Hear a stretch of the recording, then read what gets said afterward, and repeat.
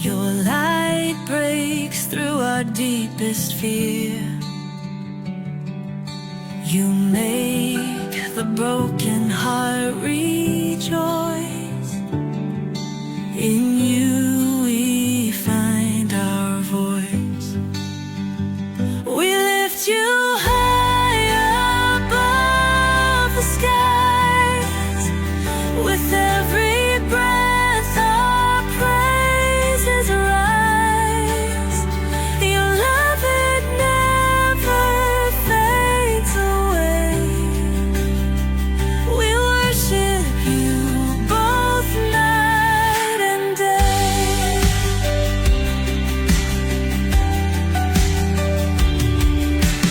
Chains are broken in your name.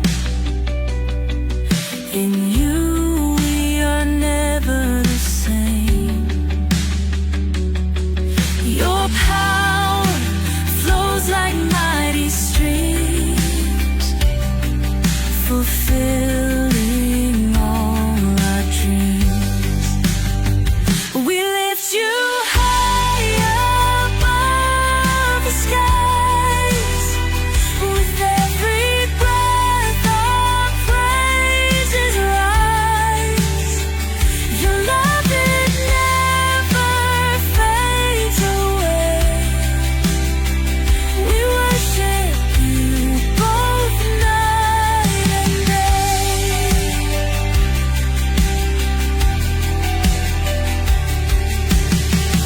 Your name is power, life, and peace. By your word our fears release. You are the hope that fills our soul. In you we find our goal. We lift you high above the skies. With every breath our praises rise. Your love, it never fades away. We worship you both night and day.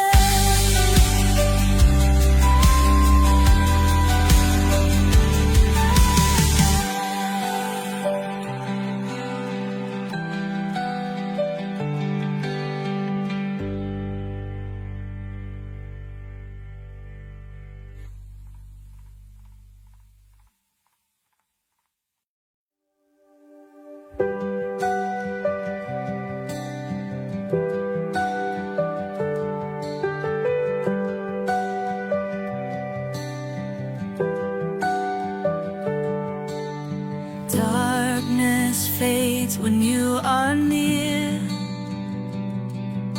Your light breaks through our deepest fear. You make the broken heart rejoice. In you we find our voice. We lift you high above the skies. With every breath our praises rise. Your love, it never fades away. We worship you both night and day.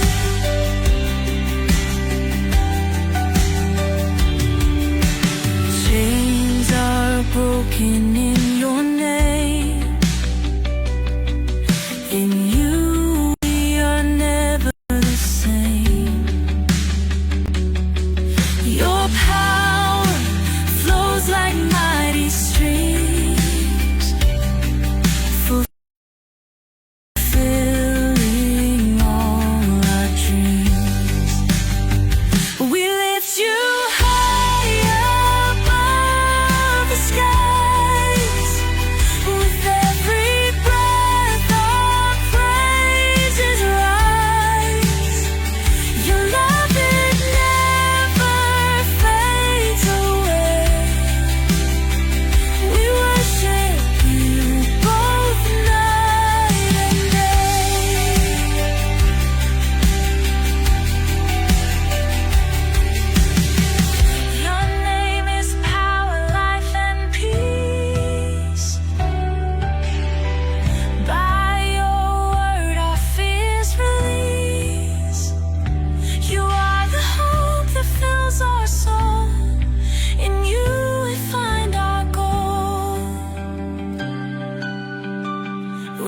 lift you high above the skies.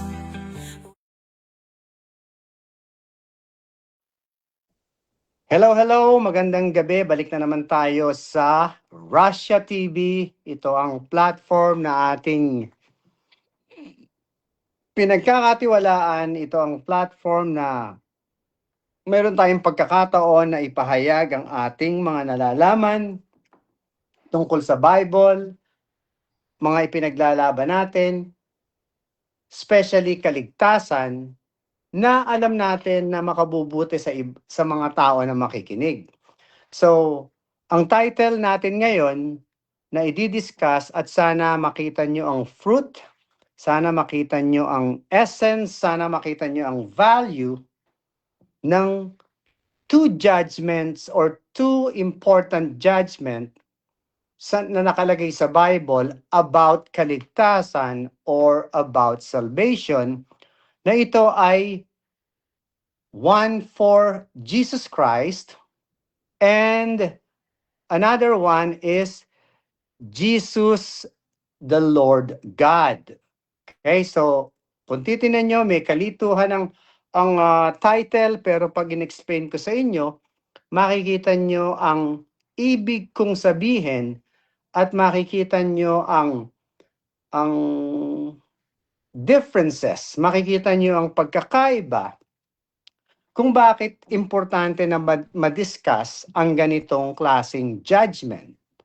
So, gusto ko magkaroon kayo ng open mind, make your heart na maging ma-achieve or makita yung ipapaliwanag ko. So with that combination, sana ay maka-isip kayo ng mga bagay na it makes sense, or mag-research pa kayo, magtanong pa kayo kung meron kayong concern na hindi kayo sigurado sa kaligtasan nyo.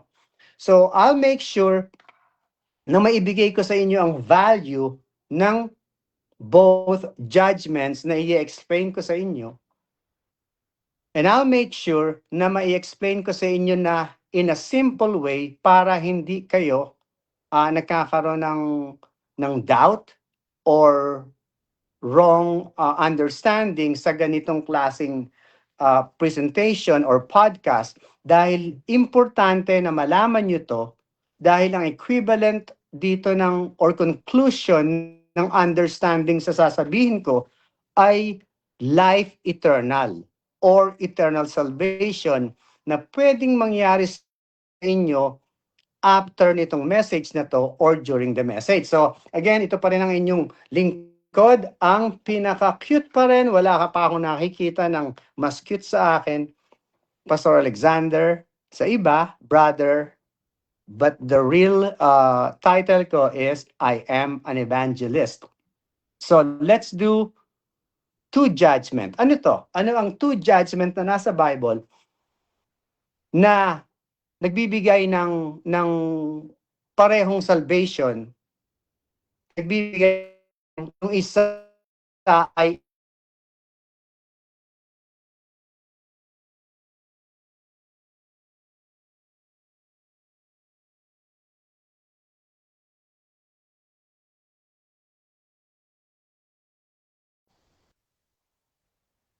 bro, kaya ko, bro?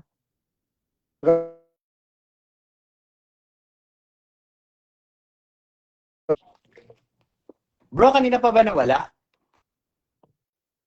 Oh, ngayon lang. Okay, so let me start now para magkaroon tayo ng understanding. Yung judgment ni Jesus Christ, ito ang tinatawag na Bema Judgment or Judgment Seat of Christ. Ito ang judgment na lagi kong binabanggit sa inyo, na ang hahatulan dito ay hindi ang mapunta ka sa impyerno. Yung isang judgment na babanggitin ko with verses na napatutunayan ko, iyon ay ang mga unbelieving na tao or unbelievers, na ang tawag doon sa judgment na yon ay the Great White Throne Judgment. Ang judge doon ay Jesus the Lord our God. Dito naman, ang magja-judge dito sa judgment seat of Christ ay Jesus Christ, kaya judgment seat of Christ. So bigyan ko kayo ng konting icing to this explanation para maintindihan nyo. Bible ay gawa na. Ang purpose ng Bible ay kumilala tayo sa tunay na Diyos, number 1. At ang number 2, maintindihan natin na ang Bible ay design sa pagbaba ni Jesus Christ. Okay? Iyan ay design sa pagbaba ni Jesus Christ. Now, maraming tao na nag-aaral, maraming tao na pinaiikot-ikot ang mga turo sa inyo na ang kaligtasan daw ngayon ay kailangan ay sumunod kay Jesus Christ, follow the commandments, laging maglingkod, laging humingi ng tawad, para kayo ay maligtas. So, ang nangyayari dito ay mayroon kayong effort, mayroon kayong gagawin para kayo maligtas. Iyan ang turo ngayon. Okay? Ngayon. Iyan ay pinabubulaanan ko, pinamamalian ko yan kasi sa lahat ng, kung meron mang ipapagawa ang Diyos sa inyo, ay sa ibang panahon. Sa ibang panahon. Sa panahon ngayon ay walang ipinagagawa ang Diyos kung hindi manampalataya ka sa ginawa niya. Okay? Sa ginawa niya, which is cross. At iyan ang judgment seat of Christ. Sa Old Testament, mayroon siyang pinagagawa, mayroon siyang pinasusunod sa mga tao, at ang purpose ng pinagagawa niya ay para magbigay ng dalawang covenants ng way of salvation. Yung dalawang covenants na to, na galing kay Abraham, nandito ang judgment seat of Christ at the Great White Throne Judgment. So, let's go to the Great White Throne Judgment.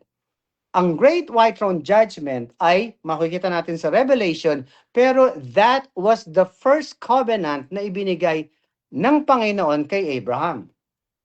Ano ang covenant na to? Na si Abraham, after Abraham believed na siya ang magiging father of many nations, equivalent to the promise. Let me explain yung dalawang covenants na para mas maintindihan nyo. Nung naniwala si Jesus Christ, si Abraham kay God na, Abraham, do you believe me? So, nung sinabi ni Abraham na, yes, Lord, I believe.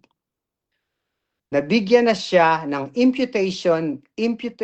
imputed righteousness na ito yung way of God to what? To save mankind. To save yung nilikha niya after na pinatay niya lahat ng flesh sa Noah's Ark. So, nandito na tayo sa first covenant. Ang unang covenant ay gagawin ni God si Abraham na father ng Israel. Abraham, Isaac, and the 12 tribes of the nation of Israel. That's the first covenant. And ang purpose niyan ay itong nation of Israel ay the true God. Habang inaalalayan ng Panginoon ang nation of Israel, there are many gods that time. God of Pharaoh, God of this, God of that. Marami, di ba? Gentiles ay maraming gods.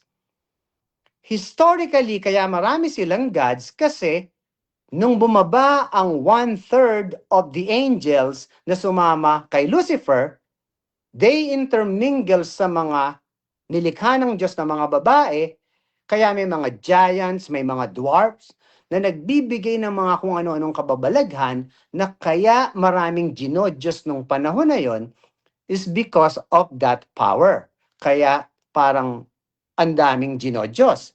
Kasi yun lang ang alam nila. So sa maraming kumalat na Diyos na yon, espiritong ng demonyo, naglikha ang Diyos ng true, the nation of Israel, na ang pinakikilala niya sa buong mundo ay ano? Ito ang tamang Diyos.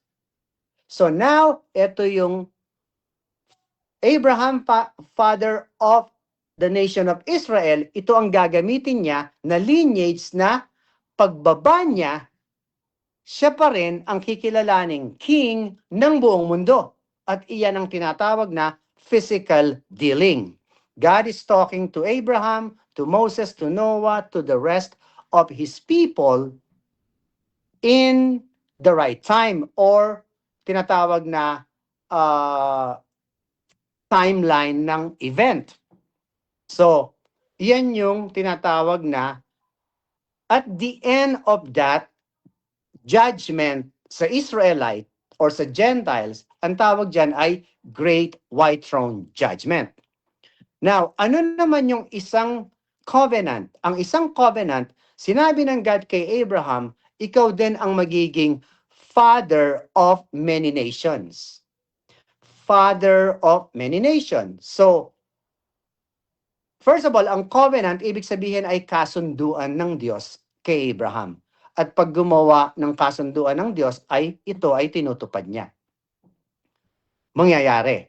So we have two covenant na ang first ay si Abraham ang father ng nation of Israel. Si Abraham ay father ng promise of many nations. Okay, yung promise na to, ano tong promise na to? Yung promise ay ang pagbaba ni Jesus Christ sa nation of Israel. So kung titingnan mo, inaalagaan ng Panginoon yan, inaalagaan ng Panginoon hanggang pagbaba niya, here comes the king. Here comes the promise. So, pagdating ni Jesus Christ, kung kinilala siyang hari, kung kinilala siyang hari, yung promise na sinabi ng God sa Bible, ma-obsolete yun kasi maghahari na si Jesus as king nung pinanganak siya. So ito nga ang tinatawag na mystery ng Bible.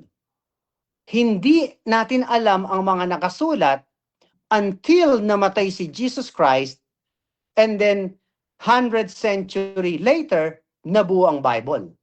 Di ba? Hindi nabubuo ang Bible, pero God is working in a mysterious way na kung tinanggap si Jesus Christ ng mga Pharisees as king, wala ng blood justification. Dahil God ay gumagawa ng kanyang purpose, pag nangyari to, eto mangyayari, kaya binigyan niya ng timeline na 7,000 years sa buong mundo. 7,000 years ay 4 years of the Old Testament, 2 years of the New Testament, and 1 year of, tawag dito, yung rest niya na tinatawag na Millennial Kingdom. When you add that, 4 plus 2 plus 1 is 7,000 yan. 7, tawag dito, 7 distinct thousand na may mga event na mangyayari. So, okay. Pagbaba ni Jesus Christ, ay pinatay siya, hindi siya tinanggap. So, yung judgment seat of Christ, nakapospone ngayon. Yung Great White Throne Judgment, nakapospone. Right now, postpone. Wala pa yon. Hindi pa yon dumadating ngayon. Or, hindi pa iyon ang unang judgment. Okay? Wala ngayon yun. Why? Kasi, nung pinatay siya, pumunta ang promise. Nung pinatay si Jesus Christ, here comes the fulfillment of the promise, which is the second or the other covenant ng Diyos na you will be the father of many nations. So, focus muna tayo sa father of many nations kasi nakatalikod ngayon ang mga Hudyo at ang mundong ginagalawan natin ngayon ay the Gentile world. Ito ang Gentile world na wala ang Diyos sa Israel. Wala si Jesus na buhay sa Israel kasi pinatay siya. So right now, we are on the Gentile world. So, in order to save the Gentile world, ang ginamit ni Jesus Christ na apostle, hindi yung apostles na tinawag niya, yung 12 or 11. Tinawag niya si Apostle Paul. Pagtawag niya kay Apostle Paul, nandoon na yung buong mundo na nakikinig ng gospel of salvation, na nakikinig ng promise na ito ay spiritual salvation, na ito ay justified by faith sa blood ni Jesus Christ, na ang buong mundo ay mayroong believers, mayroong naniniwala sa Panginoon. Kaya ito ay tinawag kay Abraham na the father of many nations as promise. So sino yung promise? Si Jesus Christ.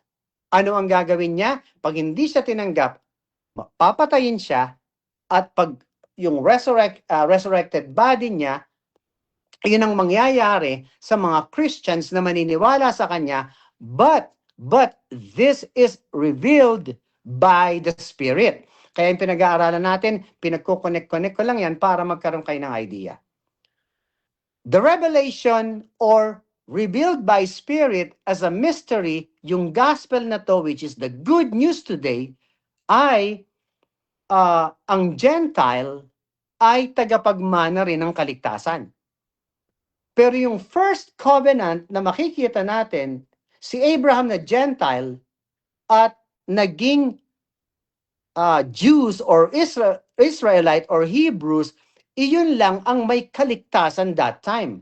Gentile are nothing but animals, dogs, pigs. Ganun ang tawag ni Jesus Christ kasi sila ay hindi kumikilala sa God the Father or si Jesus din yun.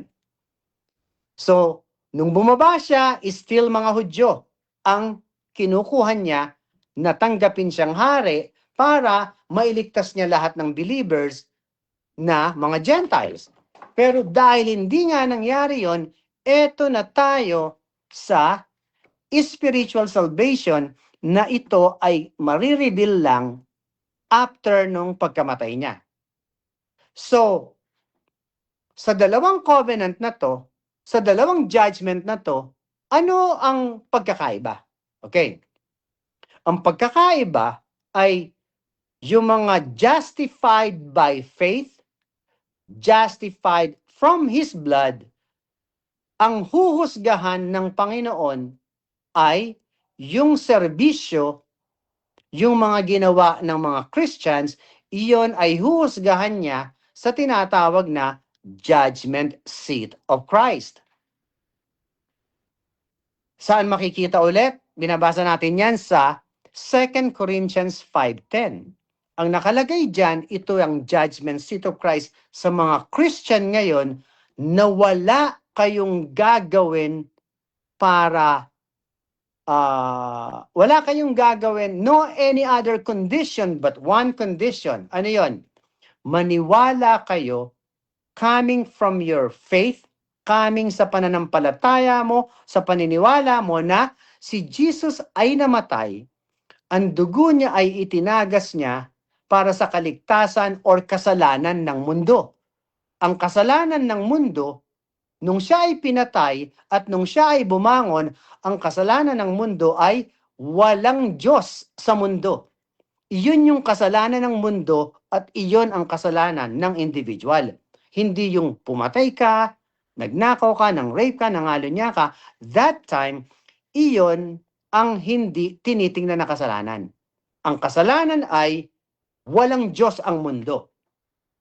So tinawag niya si Apostle Paul to introduce another salvation after nung bumangon siya, which is you are saved from, or for by grace are ye saved through faith. And it's not of yourselves. Wala kang ginawa doon. It is the gift of God. Regalo yun. Saan galing ang regalo? Sa dugo niya, sa grace niya, sa mercy niya. Not of work, sabi niya. So, no one can boast. Walang pwedeng magmalaki. Pagdating sa 10, when you have that belief, now you are created. Or ano bang word doon? Now you are now in the, teka muna basahin ko ha para sigurado. Ephesians 2:8. Napaka-importanting mapag-aralan natin to para makita nyo. Ephesians 2:8 or 2:10, sabi dito ay, for we are His workmanship. Ibig sabihin, now that you see the gift or you accepted the gift, it is not because of you. Ito ay regalo ng Diyos. Wala kang ginawa dito para wala kang ipagmalaki. Now that you have that, ikaw ngayon ay created in Him, kaya ikaw ay manggagawa na niya. Created in Christ, Jesus, unto good works. Okay? Unto good works. Hindi ka naligtas from good works or magbigay ka ng magandang gawa para maligtas. Pag sinabing created unto good works, which God had before ordained that we should walk in them. Ibig sabihin ng that we should walk in them, it's a command. Inuutusan ka unto good work. Okay. Para maintindihan yung mabuti, ang mga ligtas na tao, kino-command ni Jesus Christ dito sa promise na salvation, dito sa judgment seat of Christ na gumawa kayo ng maganda. Iyan ang dapat gawin ng Christians. Kaya yan din ang inuutos ni Apostle Paul, kayong mga washed, justified, sanctified, bakit gumagawa pa kayo ng mga ganito? Bakit pa kayo gumagawa nito? Kailangan nyo maintindihan na sa panahon ngayon, yung espiritu mo at ang iyong katawan ay magkalaban habang nabubuhay ka. Pero dahil sa sanctification, tinuturuan ko na kayo, inaaralan ko na yan, lean towards the Spirit, which is the fruit of the Spirit ay siyam na kailangan nating masunod so that yung flesh hindi makaporma. Pag nag-lean toward ka sa flesh, puro kasamaan yan, kalibugan, pag-iinom, lahat-lahat, pero yung Espiritu ng God, nandyan pa rin. Pag nag-lean towards ka sa Spirit, puro kabutihan, puro pagpaparangal sa Panginoon, yung good work na to, eto ang hatol, ang hahatulan. Hindi ka iiwanan ng Diyos kahit manalo to. Kaya maraming sinasabi, Christian, saved ba yan? Bakit nakagawa ng masama? Pastor yan, di ba? Ba't nagkaganon? Mahirap hatulan yung ganyan, lalo na sa osas. Pag ako nagkamali, makikita nyo, marami rin akong kamalian sa buhay. Makikita nyo, osas ba yan? Kaya kahit gumawa ng kasalanan, ligtas pa rin? Di ba ganyan ang sinasabi nyo? Hindi ganyan. Dapat maintindihan nyo, kahit osas, kahit hindi osas, ay nagkakasala. Okay?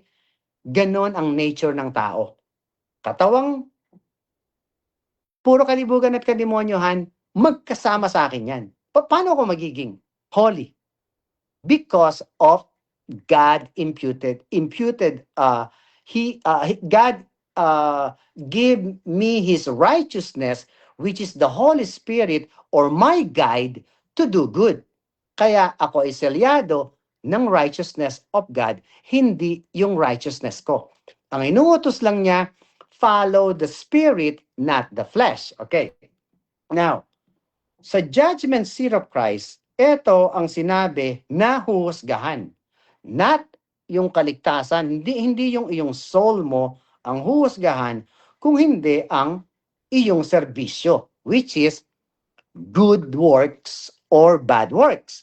So nakalagay dito sa 10, sana makita nyo, sapagkat tayong lahat ay kinakailangang mahayag sa harapan ng hukuman ni Kristo. So sino ang haharapin natin? Hukuman ni Kristo. Judgment seat of Christ. Upang tumanggap ang bawat isa ng mga bagay na ginawa sa pamamagitan ng katawan, yung work of the flesh, ayon sa ginawa niya, mabuti at masama o masama. So, pag itinuloy niyo yung basa nito sa 1 Corinthians 3, 11 to 15, doon nyo makikita na ligtas ang tao na nagkasala. Sa langit yun, judgment seat of Christ. Ligtas ang tao na gumawa ng maraming mabuti na may reward, pero marami ding kasalanan na nasunog lang at ang kanyang kaluluwa ligtas pa rin. And gusto kong maintindihan nyo to, na kahit anong gawin mo, ikaw ay magkakasala. Kaya kailangan makita nyo ang blood, ang power ng blood ngayon ay spiritual salvation na ito ay hindi nawawala kasi ito ay gawa ng Panginoon. Kaya sabi ng Panginoon, pag naniwala ka dito, I give you eternal life. Nung nakita mo ako na bumaba as king, kung kinilala mo akong Diyos, I give you eternal life. At pag sinabi niyang eternal, it is eternal life. So, yan ang binigay niya ngayon. Inalay niya yung sarili niya, ginawa niya lahat para sa'yo, all you have to do is believe. So, once you have that belief, ikaw ay ligtas na at ang husgahan mo ay sa judgment seat of Christ. Okay? Bago siya mamatay, nagbigay siya ng message na when you believe na siya ang padala, you have or you are not condemned. But if you don't believe, you are condemned already. So, sa inyong mga Jesuses na nagbibigay ng ibang aral, na pag naniwala sa Panginoon ay hindi pa rin ligtas, aralin yung mabuti, baka kayo ay condemned. Baka kayo ay wala sa tamang Jesus na winarningan ni Paul. Okay? So, iyan ang judgment seat of Christ na dapat lahat tayong Christians ngayon na we claim to believe in Jesus Christ, you should know your stand na ikaw ay ligtas na. Kahit nagkakasala ka pa. Okay? Kasi sabi ko nga yung mga lahat ng mga nakakalaban ko, lahat ng Jesus nila, lahat ng doktrina nila ay mayroong maintenance of work na sinabi ni Paul, it is not of yourselves. It is the gift of God. It is not of works para wala kang ipagmalaki. Kaya kung pupunta ka sa langit na, Lord, ang dami kong ginawa, nagpalayas ako ng demonyo, ang dami kong tinulungan, that is work. Hindi ka kilala ni Jesus Christ yan. So now, after this rapture, this is before tribulation timeline, kukuhanin ng Diyos ang mga Christians.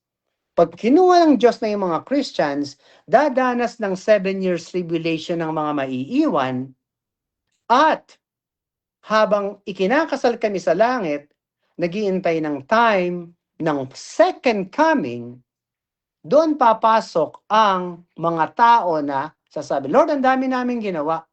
Lord, ang dami namin ginanito, nagtulong kami, nagpalayas kami. Sasabihin ni Jesus Christ yan, hindi ko kayo kilala. So, kung sino man ang maliligtas doon sa during the time of tribulation, ay mapupunta sa 1,000 millennial kingdom na pagbaba ni Jesus Christ is another war sa mga hindi maniniwala sa Kanya na after the end of that millennial kingdom is the great white throne judgment. Okay? May great white throne judgment. So gusto kong sabihin sa inyo na mayroong tribulation timeline. Okay? Ito na mga verses ng tribulation and then babasahin ko sa inyo ang the great white throne judgment verses sa Revelation. Okay? Sana nakikita nyo na naibigay ko na yung second promise, nauna yung second promise kesa sa first. Kasi yung first was postponed. Kaya inuna ko yon kasi ito ang special fruit sa panahon natin ngayon na kailangan makita nyo. Pag nakita nyo yan, you are not part of any damnation. Kasi special promise, special salvation, but it has to be the right faith, not of works. Okay? Exciting to. So, let's go to Revelation. Gusto kong patunayan sa inyo after the rapture, habang nasa langit kami, ito ang nangyayari sa lupa. Revelation 7. Revelation. Revelation 7:14, correct me if I'm wrong. Okay. So, sa Revelation 7:14, makikita nyo dito ay, at sinabi ko sa kanya, Panginoon ko, ikaw ang, mas maganda sa English para mabanggit yung tribulation. And I said unto him, Sir, thou knowest.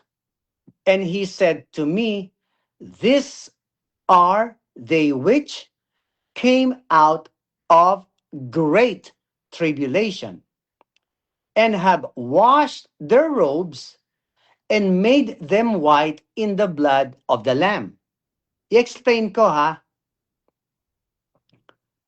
Itong nag-uusap dito ay si John and Jesus Christ, na ito ang mangyayari in the future. But look at the wordings.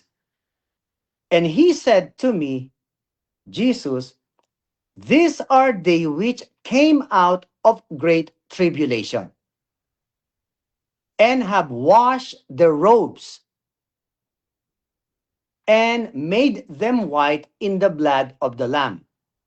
Great tribulation is not happening yet. It will happen after ma-rapture kami. So sa panahon daw na to, ito daw ang mga nakaligtas sa Great Tribulation and have washed their robes. Sila daw ang naghugas ng damit nila and made them white in the blood of Jesus Christ.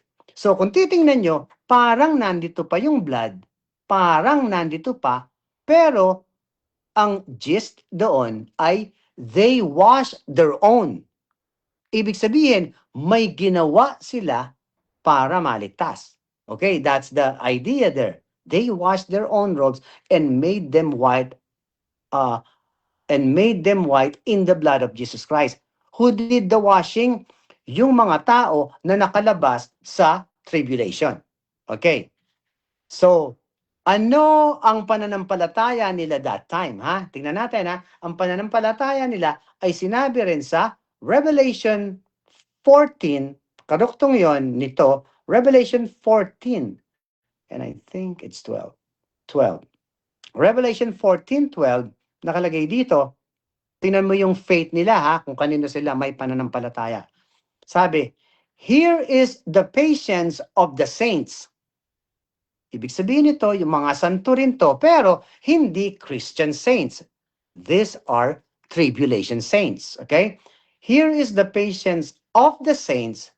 Here are they that keep the commandments of God and the faith of Jesus Christ. So dalawa, di ba? Sinunod nila yung commandments of God and faith of Jesus Christ. So ano yung sinunod nila? Hindi iyong follow the law. Hindi iyong gumawa tayo ng mabuti. Kung hindi, yung do not take the mark of the beast.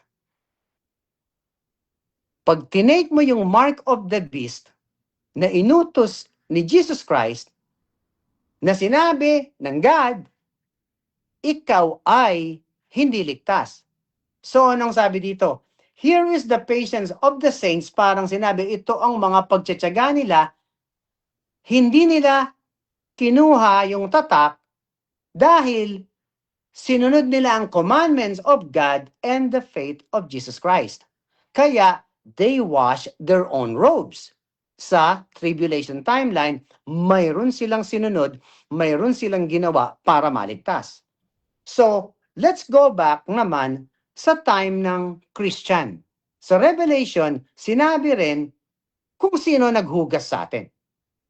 Kung sino naghugas sa judgment seat of Christ. Okay? Judgment seat of Christ.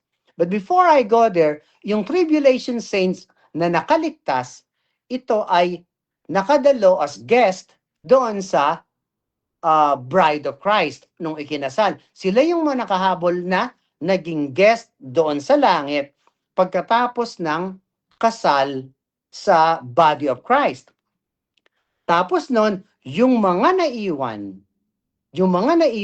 at yung mga hindi maniniwala dito kay Jesus Christ sa 1,000 millennial kingdom, sila ang husgahan sa the great white throne judgment. At babasahin ko yung verses. Now, let's go to Revelation.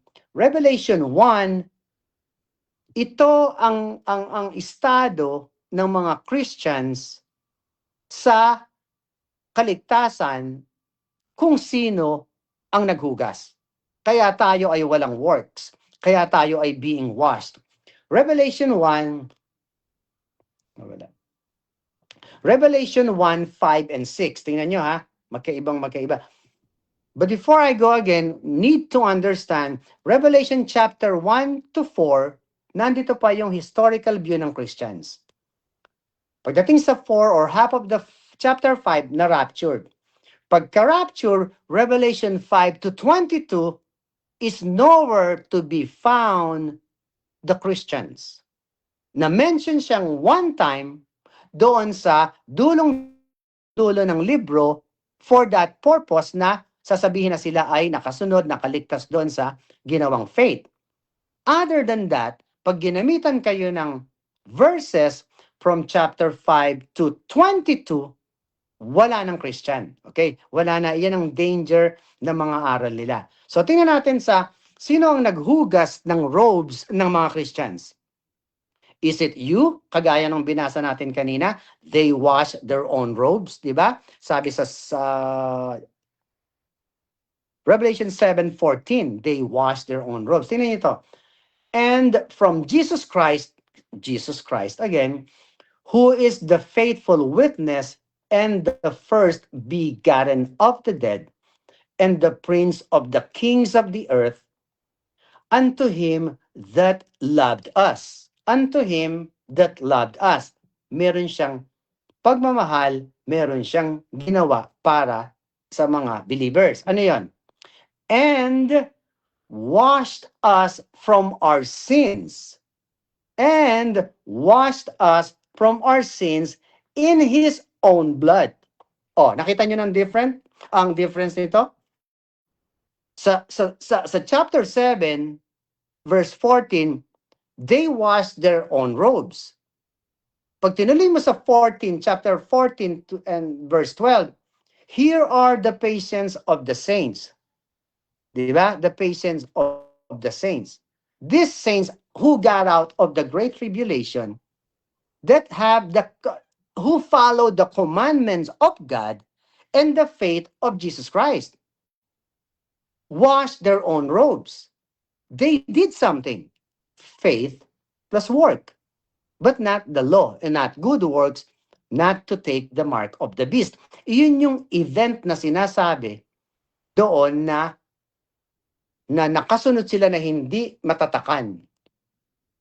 Pero dito, ang sinabi, and from Jesus Christ, which is the mediator, sa panahon ngayon to para makita nyo, who is the faithful witness and the first begotten of the dead, and the prince of the kings of the earth, unto him that loved us, and washed us from our sins in His own blood.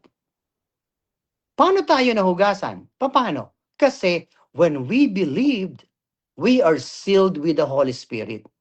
So saan ginamit ni Apostle Paul ang salitang washed? Nung nagse-sermon siya sa 1 Corinthians 6, 9 through 11, sinabi niya, you will not inherit the kingdom of God kung ang trabaho mo ay magnanakaw, blah, blah, blah, blah, blah, blah. Pagdating sa 11, but you have been washed. Ibig sabihin, there were some of you na mga masasama pa rin, but you have been washed. Hinugasan ka na ng dugo. Ito yun. You have been sanctified. Naaralan ka na, tigas pa ng ulo mo. You have been justified. Pinawalang sala ka na, magbago ka na.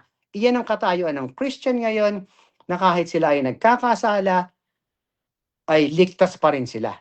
Pero, huwag niyong akusahan na gustong-gusto kong magkasala. Ayokong magkasala. Kahit kayo, ayaw niyo rin. Pero kahit ano gawin niyo, makasalanan or magkakasala pa rin kayo. But the value of this blood is salvation. For us na makonvict na bawasan ng kasalanan. Yan ang katauhan natin ngayon. Pag tayo ay nagpunta na sa langit, ang tawag sa atin ay Christian saints. Christian saints. Pag nakuha na tayo, ang tatawagin sa hindi magpapatatak ng mark of the beast ay ano? Tribulation saints. Okay, tribulation saints. At doon sa Old Testament, nung namatay si Jesus Christ, nung nahati ang veil doon sa temple of God, pinuntahan niya yung mga naligtas sa Abraham's bosom, at ang tawag doon ay Old Testament saints. So magkakaiba. Pag pinaghalo-halo nyo to sa mga doktrina ngayon, mapupunta kayo sa impyerno kasi ang ituturo nila sa inyo ay faith plus work. Ibig sabihin, may gawin kayo para maligtas. Hindi panahon yan ngayon. But on tribulation timeline, babalik yung faith and works, pero not good works, not giving money, but do not take the mark of the beast. Diba? Diniscuss yan sa Hebrews and Matthew. Now, pagkaligtas sa Great Tribulation, tingnan nyo ang sinabi sa 6 ni Jesus Christ. Ito na ha, after that we are being washed ng His own blood, ito ang nangyari sa atin. And sabi ni Jesus Christ sa Revelation 1:6, and had made us kings and priests unto God and His Father. To Him be the glory and dominion forever and ever. Amen. So pagkahugas daw sa amin na blood justified, made us kings and priests. So, king na ba ako ngayon? Literally, in heaven, naghihintay akong mamatay. Pag upo ko doon sa ginagawa kong serbisyo, ako ay magkakaroon ng glorified body at magiging isa ako sa kings or priests. Na yung pagka-king or priest ko ay pagbaba ni Jesus Christ ay kasama niya ang mga naglilingkod sa second coming na iniintay nyo na hindi nyo alam natapos na ang Christian time. So, made kings and priests ang mga hinugasan niya ng dugo niya. Hugas na ba kayo ng dugo? Naniwala ba kayo sa mystery ng gospel? Pinaniwalaan nyo lang ba yung kaligtasan under the time of Paul sa gospel or good news ng kaligtasan ngayon?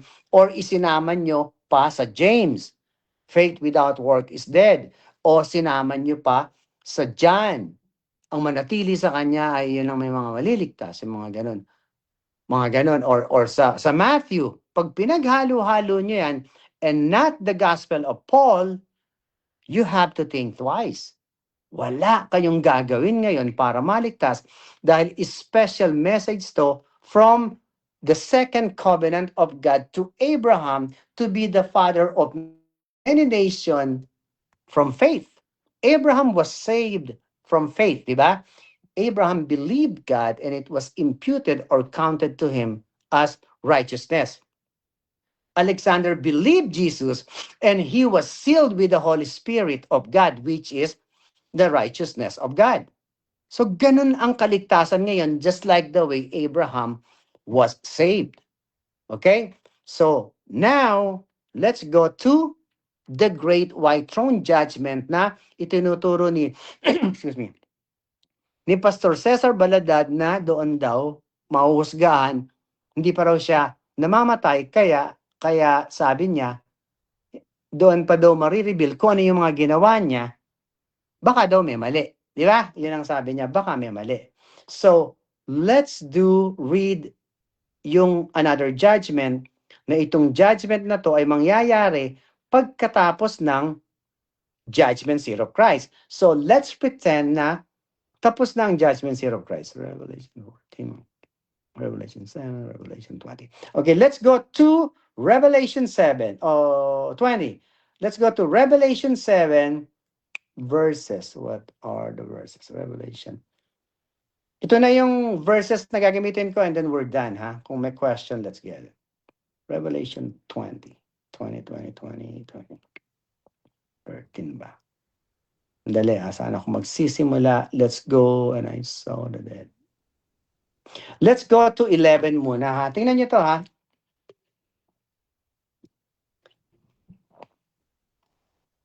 Ito na yung end of the world. Ito na yung another judgment sa end of the world. Okay? Sabi ni John, nakita niya sa vision na inire-reveal ng Panginoon, yung revelation kasi ay ni-reveal ni Jesus Christ ang nangyari noon, nangyayari ngayon, at mangyayari bukas or the end of the world kay John. Sabi niya kay John, John, sabihin mo sa kanila ang mangyayari. Kasi ang nagsasalita na yon ay Jesus the Lord God. Remember, bumaba siya, God manifested in the flesh. Sa John 1:1, in the beginning was the Word, and the Word was with God, and the Word was God, and His people knew Him not. Hindi siya kinilala, and the Word became flesh. So, sino yung naging flesh? God, in the name of Jesus. So, ngayon, siya na ang Jesus, ngayon, the Lord God. Sa Great White Throne Judgment, siya din yun. Siya din yung nasa Nation of Israel God.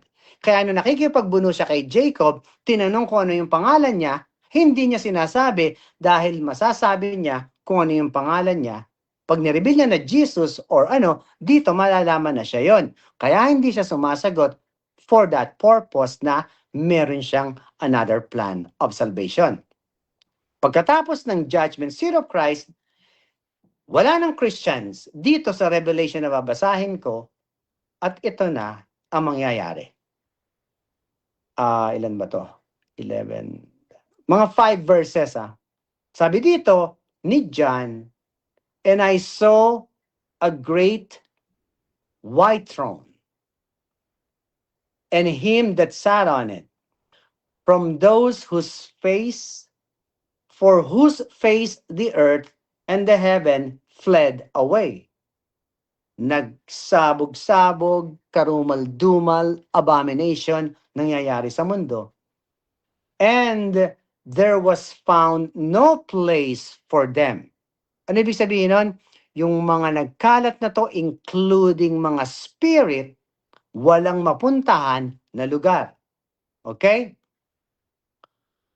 And I saw the dead, sabi niya doon sa lugar na yon, small and great, stand before God.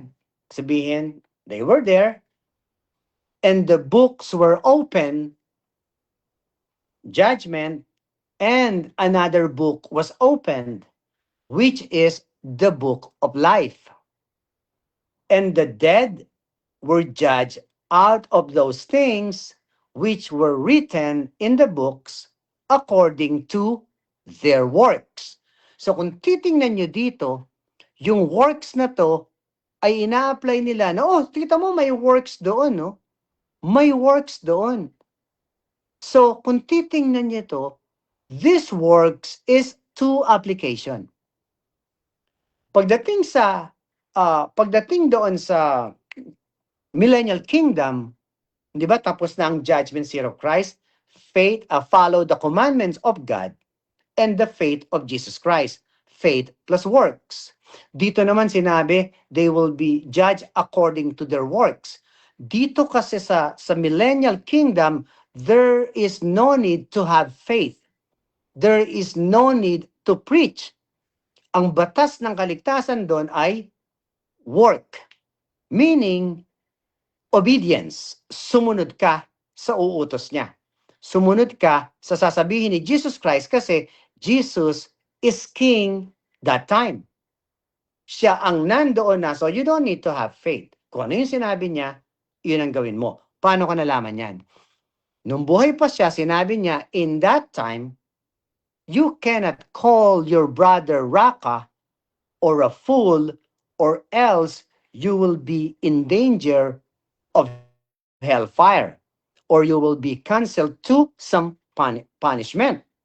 Yun ang sinabi niya, you cannot call your brother ng any other thing.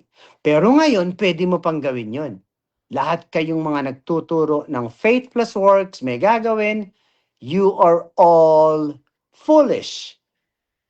Sabi dito, or sinabi ni Jesus Christ, pag sinabi mo yan, majajudge kita kaagad. So, maliwanag na maliwanag, he's talking about the millennial kingdom na paghaharian niya. So, iyan yung works na pwede nating i-apply dito. Kasi sa judgment seat of Christ, their works is what? Good or bad, ginudge. Di ba? The work of the flesh was judged good or bad. Yung maganda, may regalo. Yung pangit, nasunog. But siya ay ligtas. Pero dito sa Great White Throne Judgment, sabi sa 13, and the sea gave up the dead which were in it, and the death and hell delivered up the dead which were in them, and they were judged and they were judged every man according to their works. Again, sinabi ko na sa inyo ang application kasi iba sa Bema seat or judgment seat of Christ. Nung ginudge ang work nila doon, not for salvation, but from the service that I did or the Christian did. 14, two more verses. And the death and hell were cast into the lake of fire. End of the world. Napunta sila sa lake of fire. Sa panahon ngayon, temporary, tormented place, nasa ilalim pa sila lang ngayon. Sa end of the world, yung sinabi, the sea gave up the death, di ba? Nilabas lahat ng mga nakatago, kasama na dyan ng mga demonyo, na dadalhin sila sa lake of fire. Okay, now, and the death and hell were cast out into the lake of fire. This is the second death. So, this is the second death. Ito yung ikalawang kamatayan na habang buhay kang buhay na patay sa impyerno. Yun ang ibig sabihin na sana makita nyo ang message na to na ito ay hindi natin panahon. Kaya meron pa kayong time na sabihin na, Lord, thank you. Yun pala yung judgment seat of Christ. We are saved by faith. Diba? Last verse. And whosoever was not found written in the book of life was cast into the lake of fire. Ito pala yung nabasa ko. So, iyan yung message ng two judgment na ang importance nito ay malaman nyo kung saan judgment kayo mapupunta. Nasa judgment ba kayo ng Great White Throne Judgment? Or nasa judgment kayo ng Judgment Seat of Christ? Paano nyo malalaman kung nasaan timeline kayo? Paano nyo malalaman? Simple lang. Hindi pa nangyayari ang rapture, nandito pa ang blood justification ni Jesus Christ, ito pa ang time para makuha nyo ang proper judgment, proper salvation. Kasi pag pinawalan nyo to, or let's give an example, kung hindi kayo ligtas ngayon, pero narinig nyo yung message na to,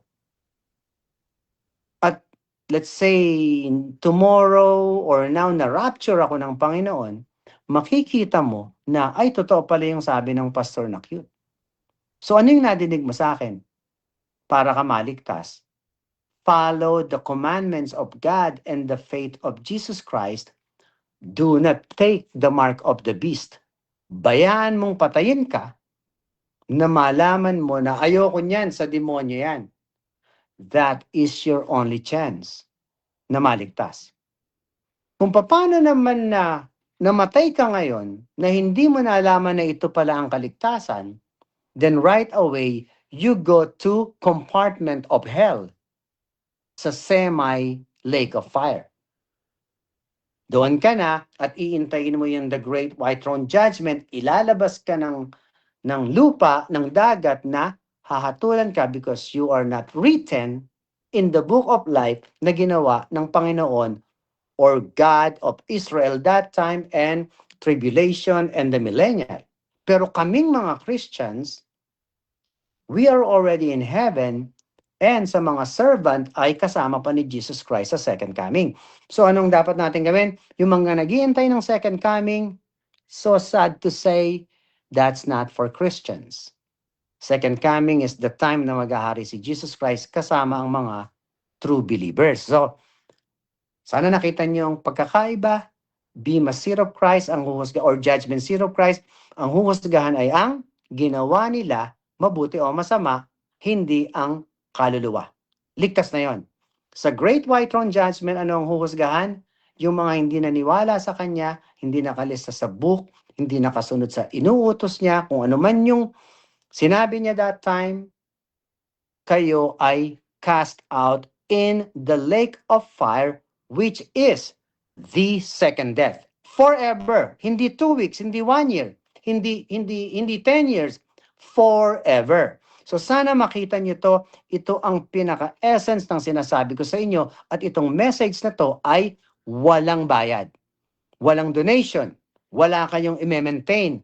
All you have to do is believe what Jesus did, na siya ang gumawa sa inyo ng kaligtasan na to as a gift, and it's not your works. No maintenance of works. Wala kang gagawin. Pag nagkasala ka, sorry Lord, nagkasala na naman ako. Salamat sa blood mo. Maiangat mo pa rin. Pagka ikaw ay, alam mo, nagkakasala ka at ginagawa mo ng pag-inom ng beer o ano man, Lord, minom na naman ako ng beer. Buti na lang, Lord, thank you. Kaya ka pala namatay dahil kahit ano gawin ko, hindi ko magagawa ang maging righteous in your eyes. Even my action, I can't do it. Kaya pala kayo namatay. So Lord, thank you. So ano nangyari? Sa mga kasalanan na nagagawa mo na hindi mo naman gusto pero nagagawa mo, you still praising God from what He did. Pag the next day, ang galing-galing mo, hindi mo pwedeng ipagmalaki yan. Lord, nagpipreach ako ngayon, no? Lord, tama-tama, di ba? Mapagkakatiwalaan niyo ako, biruin niyo, kahit ako gumagawa, nagpipreach naman ako. So, nagmamalaki ka sa Diyos nun. Hindi ganyan. Be humble. Thank you, Lord. I can't do it. As a preacher na pinagtatanggol ang blood, I can still sin. I can still sin tomorrow. Ayoko nun.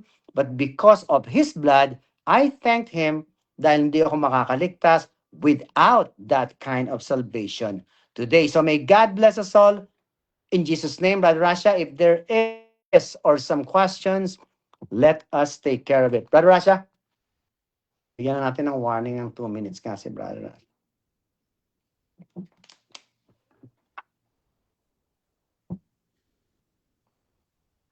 Ako na nga babasa.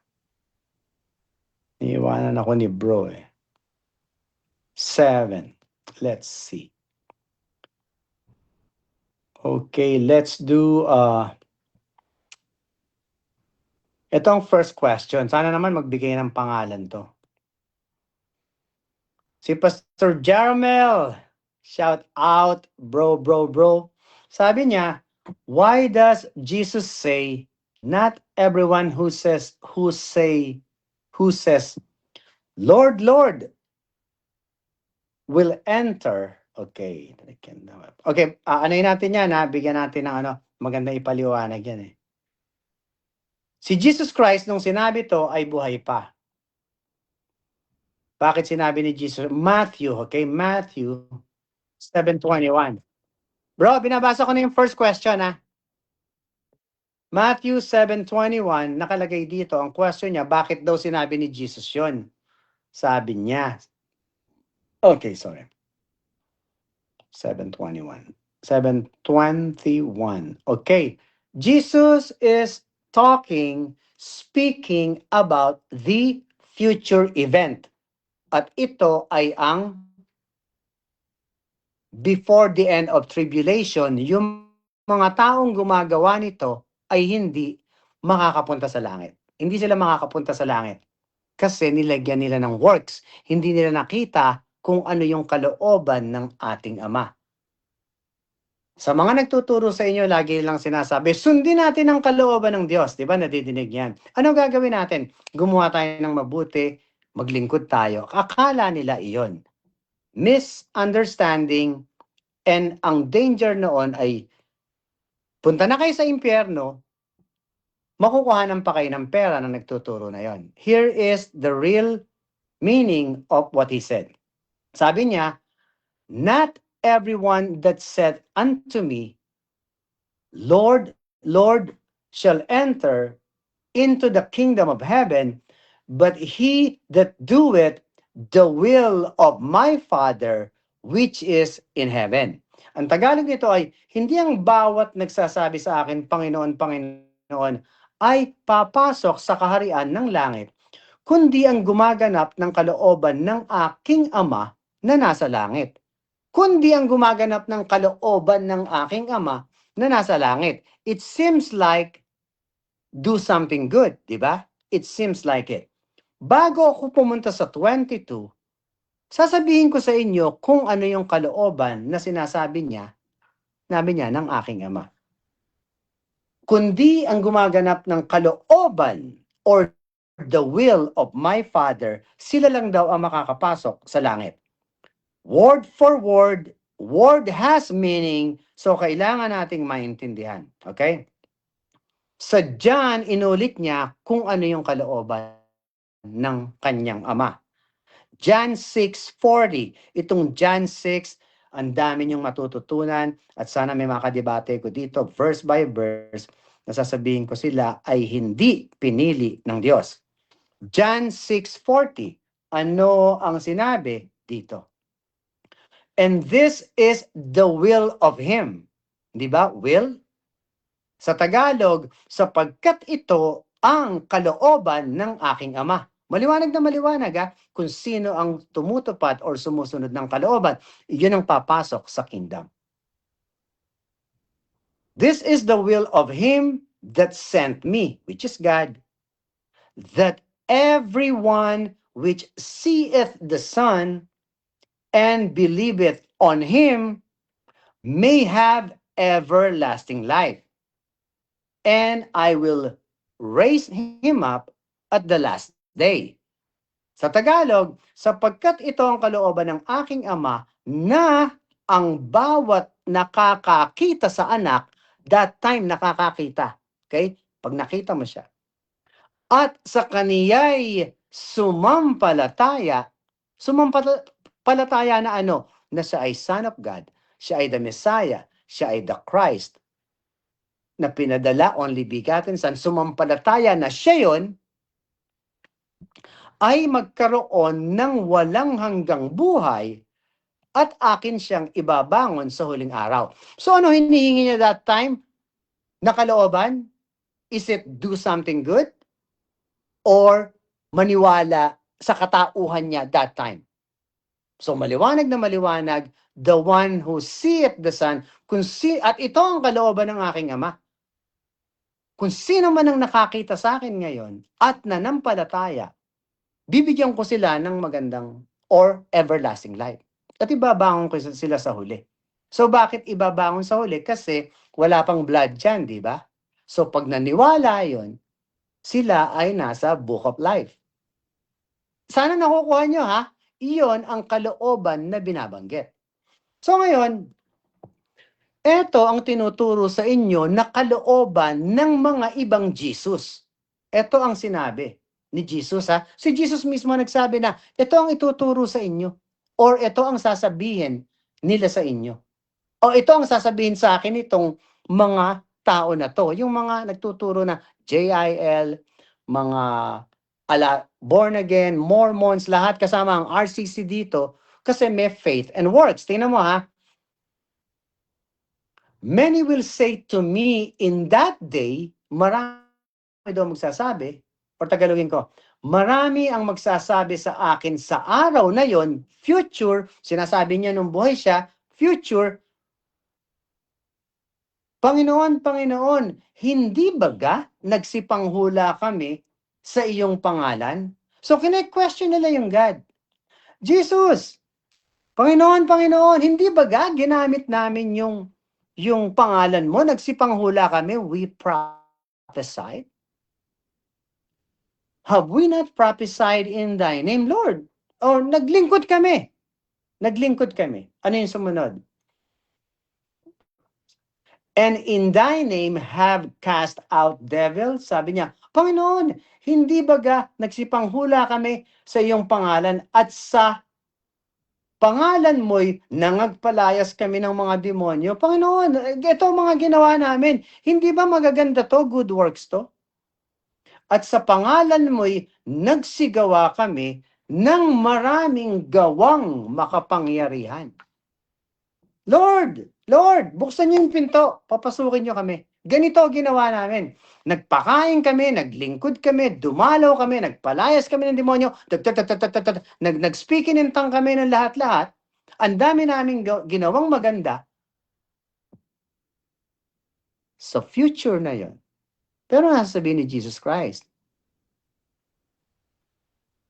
At kung magkagayoy, ipapahayag ko sa kanila, kailan may hindi ko kayo nangakilala. Magsilayo kayo sa akin, kayong manggagawa ng katampalasanan. So sana matouch kayo dito. Sana makita nyo ang sense, value ng sinabi ni Jesus Christ, ang kalooban ng aking Ama sa panahon na yon ay kung nakita mo ko at naniwala na ako lang ang bigaten son, ay bibigyan kita ng buhay na walang hanggan.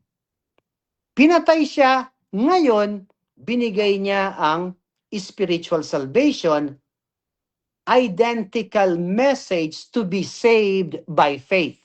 Doon makita mo lang manampalataya, ligtas ka. Ngayon naman manampalataya ka sa ginawa niya para magkaroon ka ng selyo at sigurado ka na. So, asan kayo? Kayo ba ay sumusunod sa kalooban ng Diyos? Kung kayo ay sumusunod, anong kalooban ang sinusunod nyo? Yung ba yung gumawa ng mabuti? Yung ba yung humingi ng tawad? Yung ba yung maglingkod ng maglingkod? Yung ba ang sinasabi nyong kalooban ng Diyos? Well, Jesus himself said, the will of the Father who sent me is the one who seeth the Son. Ang kalooban ng aking Ama na nasa langit ay kung sino man daw ang nakakita sa akin sa panahon na yon at nanampalataya na siya ay Hari, King, Christ, Messiah, the Son of God, the Son of Man, ay bibigyan ko ng buhay na walang hanggan.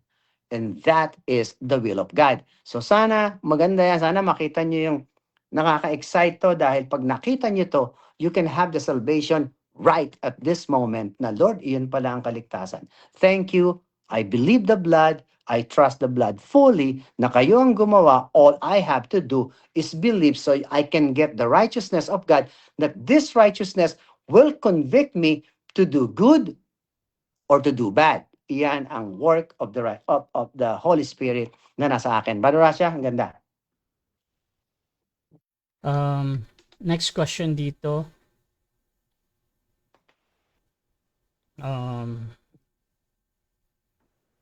Why does Jesus separate sheep and goats based on what they did? Sa Mateo 25:31 to 46. Okay, yung separation of the sheep and the goats, iyan ang nandoon sa Great White Throne Judgment, okay? Iyan yung part ng Great White Throne Judgment na iyan yung ligtas at hindi ligtas according to their works. At in-explain ko kanina, yung works na yon ay application of what they did. Nakasunod ba sila sa sinabi ni Jesus Christ?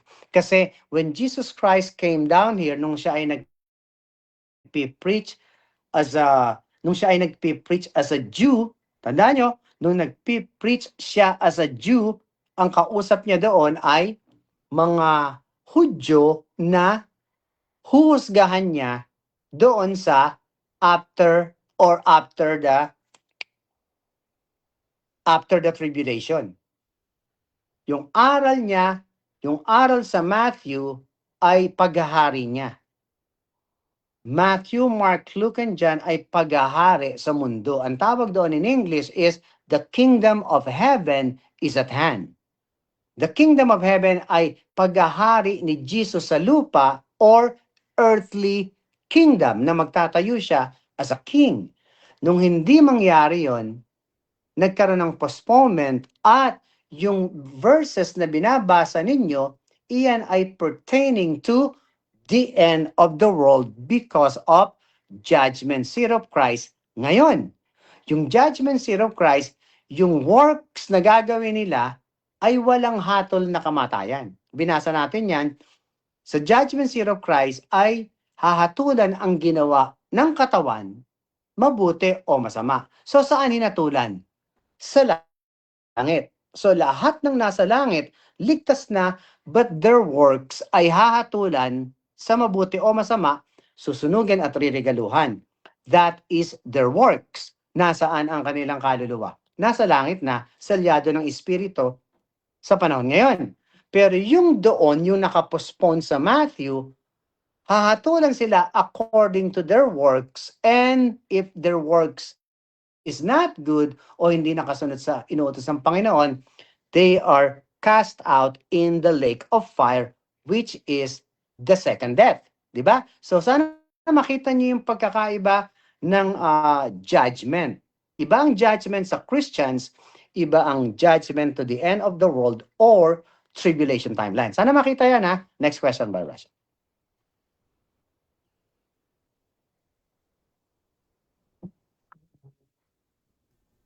Question dito, bro. Why will people be judged by every word they speak sa Mateo 12? Okay, why people judge by Mateo every 12, word 36 to you speak? 37. Okay, sa word na sinasabi ng tao? Yun ang imbang sinabi? Spoken kasi word they have spoken. Sabi dito, judgment for every okay. empty word they have spoken. Oo. Bro, parang ano kayong nagpuputol-putol pero nakukuha ko naman yung question. Hindi ko alam kung anong problema. So, parang bakit huhusgahan ng Diyos ang tao sa lahat ng mga sinasabi niya? Yun ang parang nakikita ko na tanong sa Matthew. Again, when Jesus said that, you have to dispense the timeline. When he said it, who is he talking with and what kind of judgment ang sinasabi niya? So, kung titingnan nyo ang iba pang sinabi niya din dyan sa Matthew, yes, in Matthew, na you cannot call your brother, hindi mo pwedeng tawagin ang kapatid mo ng kung ano-anong salita na makasarili o stupido. In English is, you cannot call your brother a fool or foolish or raka kasi mahahatulan kita. You will be in danger sa lake of fire or any other punishment. So, that time, kung titingnan mo, importante na mag-iingat ka sa word na mga sasabihin mo dahil mayroon yan nakasamang parusa kaagad. Kaagad. So, yung timeline na yan ay future event sa Millennial Kingdom. Kasi, sa panahon ngayon, para ma-follow up na tama ang sinasabi ko, sa panahon ngayon, kahit ano ang sabihin mo, hindi ka hahatulan kaagad. Hindi. Doon hahatulan kaagad. Sa panahon ngayon, magkamali ka man, ang pagkakamali mo sa judgment seat of Christ ay susunugin lang. Kasi sealed ka, yung value ng blood ay powerful sa salvation ngayon. So nung sinabi niya yan, hindi pa siya patay.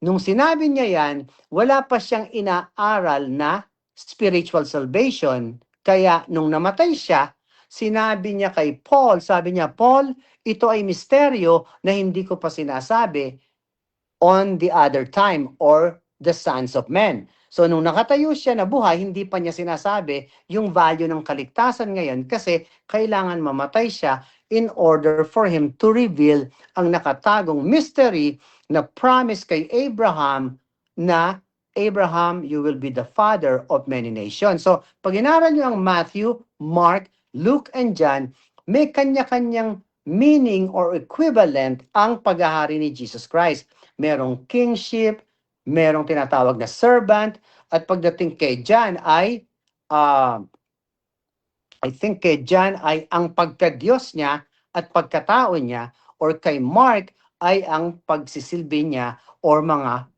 paggagamot as God or powerful king. Kaya iyan ang value niyan. Pagdating naman sa ibang libro, maiiba kasi after the resurrection. Iyan ang pag-aaral na dapat yung gawin. Read the whole book, but then, don't apply everything sa sarili mo. Tingnan mo kung nasaan kang lugar para magkaroon ka ng proper understanding na ito pala kaligtasan ko ngayon under the blood. Doon pala iba sinabi niya. Manatili hanggang wakas ay siyang maliligtas. Ang kalooban ng Diyos ay pag nakita mo ko, ligtas ka. So ang dami niyang sinasabi. But if we were there, kung nandoon tayo at tayo ay maka-Diyos, ay yun pala si Jesus. So, Lord, Lord, we believe you. Then ligtas din tayo. Okay? That time. Pero ngayon iba. Paano siya? Sarap i-explain kasi. Sarap i-explain. Question dito. Tapos na ba itong ano?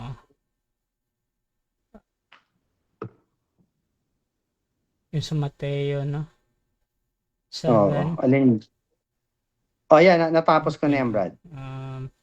Emmy Alfonso, how about po sa verse na nagsasabi, if you love me, obey my commandments? May obedience po ba na tinuturo dito ba? Yeah. Merong obedience. That time, ang value ng message na yan, if you love me, keep my commandments, ay makita nyo at the end of that commandments, nandun ang salvation. So, what is the example? Sabi niya, if you love me, keep my commandments. Okay, so what are the commandments? Diba? So, binigyan tayo ng example of how to love me and keep my commandments. So, here comes the rich young guy, yung binata, ang sabi niya, Lord, Lord, paano ba ako makakapunta sa langit? Or sabi niya, good teacher. Ganun sabi niya. Sabi ni Jesus, why did you call me good? Diba? So, kung gusto mong makapunta sa langit, do the commandments. Sabi niya. Follow the commandments. Do not kill, do not do this, do not worship idols. Sinabi niya ang commandments. Sabi nung binata, nasunod ko na po yan, Lord. Nung kabataan ko pa, nagawa ko na yan. So, kung titingnan mo ang reaction ni Jesus ay, great, nagawa mo na pala yan. Okay. Then, kung talagang nasusunod mo to, or kung talagang gusto mong sumunod sa commandments ko, then sell all your property and follow me. And follow me. So, meron bang command doon? Doon sa sinabi niya, yes. Yung 10 Commandments is not enough for salvation. Kung papansinin niyo. So, yung nagsasabing sumunod tayo sa 10 Commandments, hindi sapat yan. Hindi sapat. Follow me, sabi niya. Gusto niya makapunta sa langit, di ba? So, ang pinakikita dito, you cannot do the commandments as your righteousness. Ibig sabihin sa Tagalog, hindi mo pwedeng gawin ang law na sabihin sa Diyos na kaya mo itong tuparin para mapunta sa langit. Yun yung other twist ng ibig sabihin ni Jesus.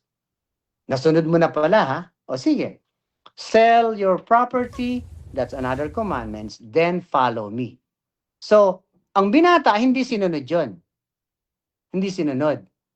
Kung sinunod niya yon, ibig sabihin, nakita niya na may ituturusan niyang kanyang kaligtasan or nakita niya na susundin ko to, respetado. Siya talaga ang good teacher. Kaya sabi niya to begin with, why did you call me good teacher? Kasi nakikita niya ito na hindi susunod sa kanya.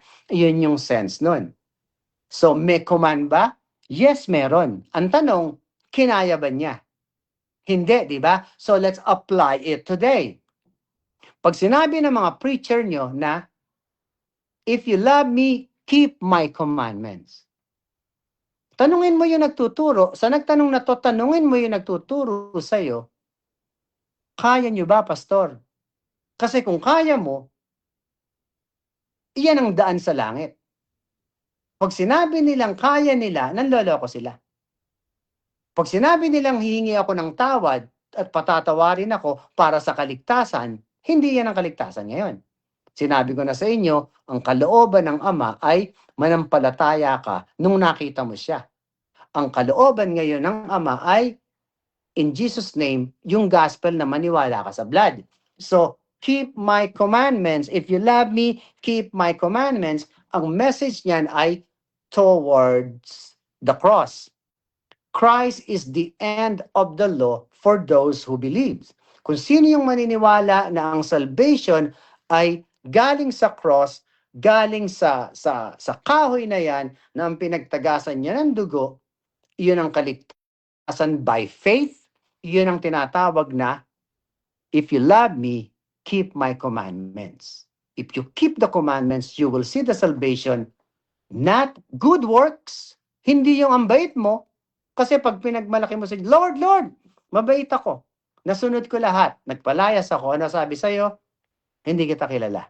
Yung gawa na yan, hindi ko kailangan because I did the salvation for you. So, iyan ang dapat yung maintindihan na although it's a command, but it's not for salvation na gumawa ka ng mabuti, but follow what He said to the end or sa cross. Okay, Brother Rasha?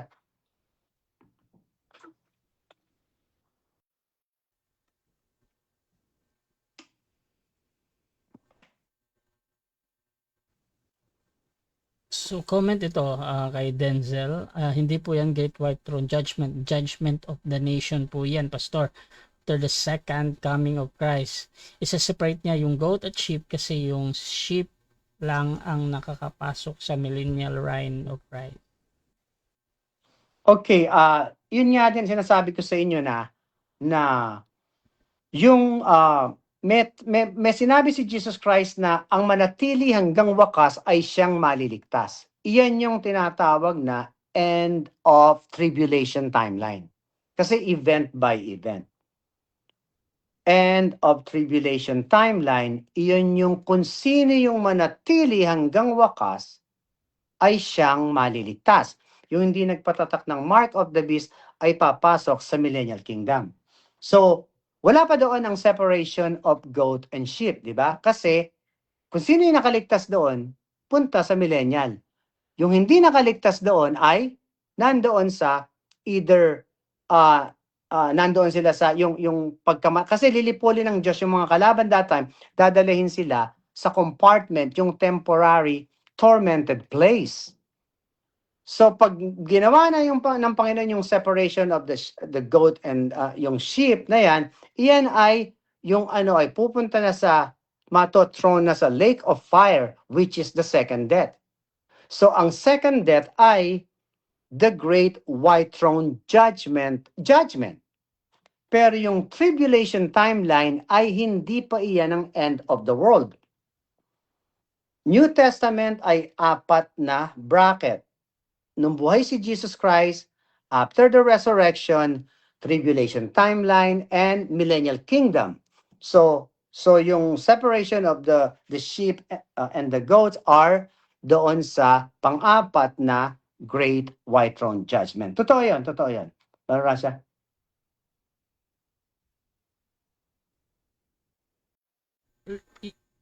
Yan lang yung last na comment, bro. Oh, okay. Alright, okay. May isang sabi dito, it is impossible, si Denzel then, it is impossible to please God.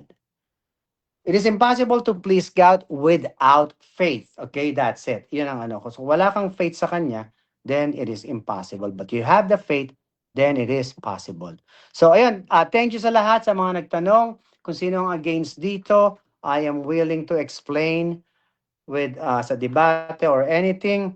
And then sana makita niyo ang separation of the judgment seat of Christ today timeline from the blood of Jesus Christ. Then after this is tribulation and the great white throne judgment. So again, Brother Rasha, thank you so much. And tomorrow, let's do it again. Magbibigay tayo ng another topic na interesting na hindi alam ng karamihan. But then right now, sana ma-bless tayo dito sa message na to para sa atin lahat to. Salvation is really nice to achieve na alam niyo ligtas kayo at iyan ang nararamdaman ko because I know my Jesus. Okay? So may God bless us all in Jesus' name. So dyan nagtatapos ang podcast ni Pastor. At syempre 10 PM yan lagi kay Pastor Alexander. Abangan nyo lagi mga kapatid. At doon sa mga gustong makipag-debate, sa makakapanood ng replay, please mga kapatid, mag-comment kayo dyan. Dahil this is copy ni Pastor na sagutin pa ang inyong mga questions. So maraming salamat. This is Admin National Russia TV and we're out.